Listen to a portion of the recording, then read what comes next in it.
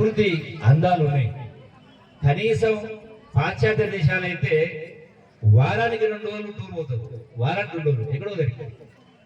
మనం కనీసం వారానికి కాకుండా ఎట్లా మీకు ఇంతకుముందు చెప్పిండ్రు, అయ్యగారు చెప్పిండ్రు ఆర్టీసీ బస్సు ఫ్రీ, కనీసం 2 రోజులు టూర్ కూడా పోయినండి. దేవాలయాలు నాగార్జున సాగరం, శ్రీశైలము, రామప్పను రకరకాలు ఉన్నాయి.